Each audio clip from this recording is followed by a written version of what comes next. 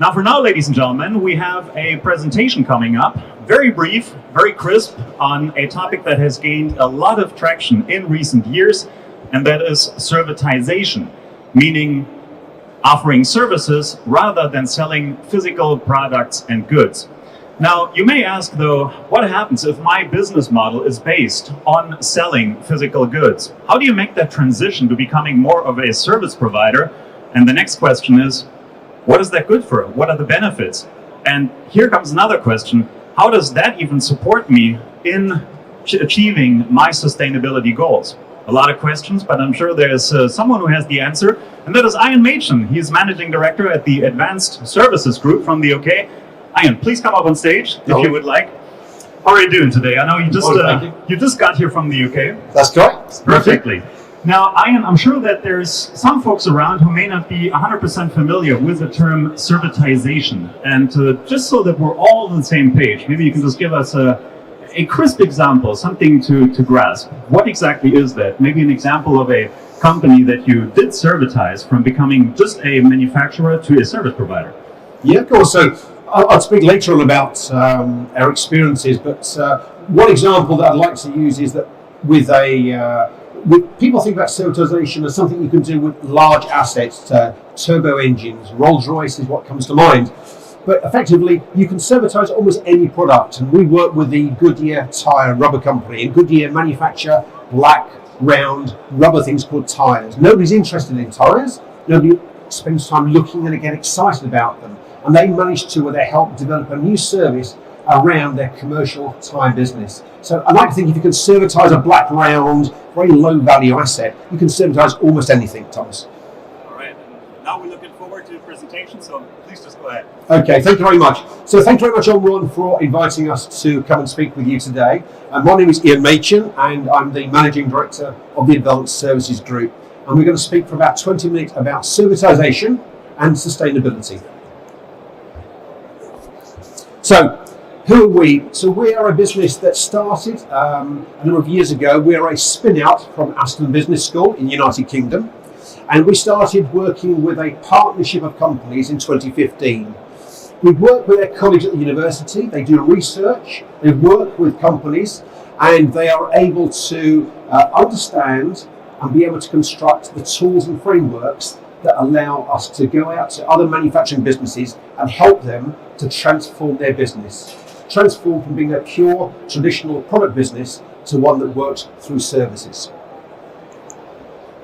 We've worked with over 450 businesses, small and large, global, and helped them to transform. Our mission is always the same. We are trying to accelerate the speed with which a manufacturing business can become a business based on advanced services. You'll see some of the logos on the right-hand side that show you some of the businesses we work with. Some of them are exhibiting here at the Hanover Messe. We like to develop tools, models and frameworks which are highly visual and can be used in multiple regions independent of language. Here, this graphic just shows you some of those models and frameworks that we've developed. I'll go through a couple of them during today's talk as well. So, the first question is, what is servitization? And servitization, first of all, is a transformation process. It's a transformation that helps traditional manufacturers, particularly manufacturers with a strong technical capability, to be able to compete not just through the products that they have, but through the products and the services they can then offer in order to add extra value to their customers. So adding extra value through products and through services. The things that servitization is and is not. First of all, it is something which enables you to offer new service offerings into the marketplace. It is not an offering solution in its own right. It requires a different business model if you're going to be successful. So a business model that understands that your delivery of value to the customer is both the product and the service that you're going to provide. It is not a strategy in its own right. It is part of a services-led business strategy. That's what servitization is. It's the transformation from based on products to products and services. A little bit more detail, I'll take you through one of their frameworks. This is called the servitization staircase, services staircase. If you look at this staircase, you can see, first of all, if you look at the bottom x-axis, as you move from left to right, we're talking about the manufacturer, because of its technical capability, is starting to absorb risk from its customers. A company like Omron understands its equipment far better than most of the customers, and by able to get intimate with the customer, absorbs risk that they normally face by using high, complex, or even simple things like tyres, and by taking that risk over, they're able to create a better value proposition. And that's what we see as we go up the graph. On the left-hand side, the y-axis shows that as we move up the staircase, we move from left to right, and we move up the staircase, we are creating more value for both the customer and more value for the manufacturer as well. So let's just look at some of the steps as we move up from the bottom to the top. At the very bottom, all manufacturers produce products. The second step is an obvious one as well. We manufacture products, and we also provide the spares required to keep the equipment working. As we move a little bit further, the next two steps are all about trying to make sure the equipment, as originally supplied, continues to work. That's around break fix. It's about talking about making sure that the condition of the product, the asset, is as good on day 7, year 3, year 5, as when it was originally installed. As we move into the area where we get the word assured maintenance, manufacturers start to provide some level of guarantee that they'll be able to bring the equipment back up to that state when it was originally purchased, through maintenance schedules, overhauls, training. The next step is the tipping point into what we call advanced services, and that's where we come in the advanced services group. So advanced services starts at performance advisory. You'll see examples here on the Omron stand through the iBelt system that they are demonstrating here, where they offer performance advisory. This is where the manufacturer, through its knowledge and ability, is helping to get the most out of the equipment the customers purchased, the technical advice, the support. That's performance advisory. The top 3 steps are where we start to use the term guarantee. And you can see we speak about providing a guarantee the outcomes from the products. So we get the word guarantee appearing. It can be quite scary, but we're taking on risk. We're providing a guarantee about what the product will deliver. And we're talking about the outcomes, the outcome for the customer. Now that guarantee could be at the level of the product, the level of the process within which the asset and the product sits, or it could even be at the very highest level, the platform. So there we're talking about the capability of the customer to compete. So let's come back to servitisation. It's always hard to say with the Z in the middle, and sustainability. So servitisation is a great enabler for sustainability. In the last 2 years, the number of clients that have come to us talking about sustainability as a driver for this has doubled. Servitisation allows people to focus on the outcomes that the customer wants and less on the technology that's being provided. And typically what we see, as we move from the output to the outcome, we see that we're focusing on the ability to be able to design for efficiency and long life of asset. We're not trying to make things and throw them away. We're focusing on what happens at the end of life for a product. We're also focusing on how to make it more efficient. We're also focusing on how do we monitor the performance of the asset for the customer to maximise its performance and the output and the outcome. We're moving away from make, use and throw away to focusing on the outcomes that the customer is looking for.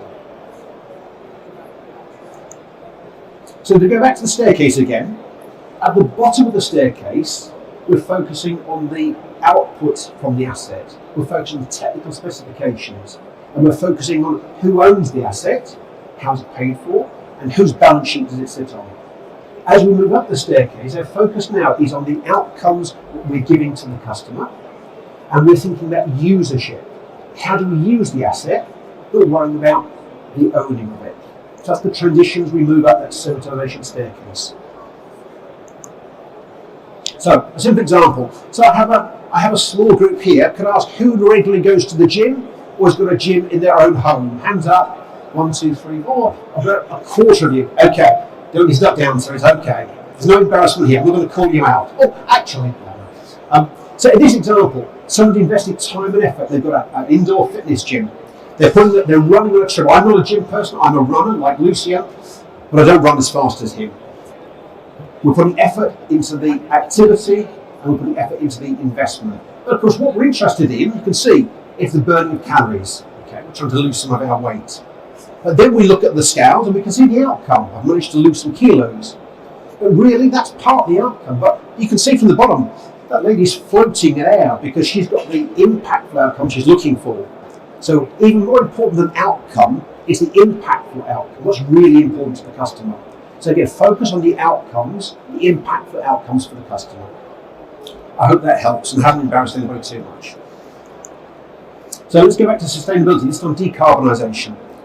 So it is easy to set up pilots, relatively easy to set up pilots. It helps you decarbonise your process and your assets. What advanced services do is by creating a business model, you can make your decarbonisation pilot scalable. You create a business model that allows you to be able to grow and expand your offer. Typically, that looks like energy saving for the customer. It's also about energy saving throughout the life cycle of the asset within the customer's business. And it's also about reducing total emissions. Okay, so not just carbon footprint or emissions. Typically, everyone is now focused on a longer product life. We're talking about how to extend the life of the product, how to make it efficient throughout the life of the product. And we're also looking at how to make it more efficient, the resources to make the equipment, to maintain the equipment, end of life as well. That's where decarbonisation comes in. And we've been helped recently. I said we've had lots more inquiries about sustainability. We've been helped because of changes in regulation. So as most of you are aware, the focus on emissions has got much, much higher. So that focus has helped because it's a complex picture, but we know that there are emissions, both carbon footprint, methane, hydrofluorocarbons, and now we're interested in what the emissions are at the core part of their manufacturing. Also the upstream and the downstream areas, the indirect emissions. By having a more intimate relationship with the customer, you're best able to understand and help them understand their own emissions pattern. So the first thing is that a business model focusing on sustainability allows you, by being more intimate, to be able to measure and record. That in itself is an added value. Of course, once you understand what the emissions look like, you can then do something about it as well. So it allows you to record, monitor, and then take action. So you'll see on the stand under the iBelt global brand, we've been working with Omron now as a partner for the last 3 or 4 years. They have launched their iBelt data services business. They are focusing on how can they turn data into actionable value-adding outcomes for their customers. Typically, they will help their customers to improve the uptime of the machines, reduce quality problems. They're able to link the information on the machine to decisions within the factory walls. You don't need to go to the cloud. And they're able to provide support throughout the journey from initial consultation through to making changes that make a difference for their customer. They're bringing together the data scientists, the data and the engineering excellence they have to be able to improve the automation experience for their customers. Similarly, there again, we have their energy management iBelt system, which is then looking at the data. What they're trying to do here is trying to make sure processes are reliable and work efficiently, save energy for their customer. They're also looking for abnormalities to be able to work out how they can improve process flow as well. Obviously, minimising power consumption, minimising energy costs, although the prices are coming down, has been a serious issue for a period of time. So energy management through iBelt, again, you'll see on this stand. So this is a very complex picture. I'm not going to try and take you through all of it. It's based on research that we've done through the university, and it's been published with over 40 companies, 40 people, and been through the journey, that transformation of servitizing their business from a proud, technically expert manufacturer to a business on the right-hand side that has transformed to compete through advanced services. Typically, you can see there are 4 phases. Moving from exploration, we say, is this something which works for us? Through to the right-hand side, this is, we have managed to create a global advanced services business model. So I'll just point at the 4 forces at the top and bottom. If you're interested about how you may want to move forward with advanced services like Omron, the top one is market-centric forces. If you have customers that are asking you to do more, if you have customers that are looking for support to make more out of their assets, that pull is vitally important. It helps draw you and pull you through this transformation from left to right.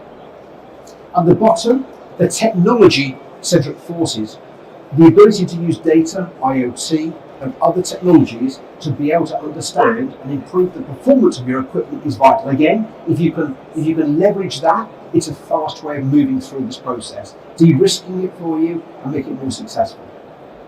The right-hand side, value-centric forces. If you can have a direct line of sight from your product through to your end user or your end customer, then you're more likely to be able to provide a value proposition which is able to deliver an advanced service. So a close line of sight to your end user, your end customer. If you work through a distribution network or through agents, it may be more complicated and requires a more nuanced approach. From the left-hand side, organisational readiness. A company needs to be ready to look at an alternative way of competing. And competing through advanced services towards the top end of that staircase allows you to be able to understand the way that you want to change the way your business is working. So those four forces are what will help you move from the left-hand side to the right-hand side, as Omron have done, to compete through advanced services and provide the advisory service that we've seen today. So the last thing we'll focus on in terms of model, which I'm going to show today, is a very basic approach to the business model. So we've done extensive work into what makes a successful business model for developing advanced services. And it's got four key quadrants. The top left-hand one is about the customer value proposition. How are you going to add more value to your customer? How are you going to make something better for them by providing a service and product? That's the top left-hand side. Once you've managed to work out how to provide the extra value on the left-hand side, you need to create the delivery system and capability to be able to offer that value. So what do I offer the value? How do I deliver it? The bottom left-hand side is around value capture. So how do you monetize that? What's the contract basis? What are the other values you can capture, particularly, for example, around emissions, particularly, for example, reducing footprint, energy savings? So that's the bottom left-hand side around value capture. Typically, there's a contract, people talk about pay-per-use, pay-per-1,000 miles, as opposed to a contract asset value. And then the bottom right-hand side is around the competitive advantage. This is only worth doing if you are able to create a business model that can compete more successfully in the marketplace against your competitors, or offer something better against the internal competition within your customer. How can you make it better for them? So those four quadrants are key. A business model without those four quadrants typically will fail. With those quadrants thought through and successful. So I'm delighted to come and speak to you this morning. I am here with my colleague Christina. We are specialists in advanced services. We're based at Aston Business School, but we work globally. And if this has been of interest to you and you want to understand more about servitization and how it can maybe help in a sustainable journey, we've got information and links on our website. You can contact us. We're here all week unless we're thrown out. I'm delighted to speak to you. And Thomas, I don't know if you want to see if there are any questions from our passing crowd as we go through. Well, first of all, thank you very much, Ian Machan, for this great introduction to what you do at the Advanced Services Group. That's your round of applause. Thank you. And thank you very much for making servitization and sustainability tangible. Now, if there were any follow-up questions, you're more than invited to talk to Ian in person. And now we're just going to take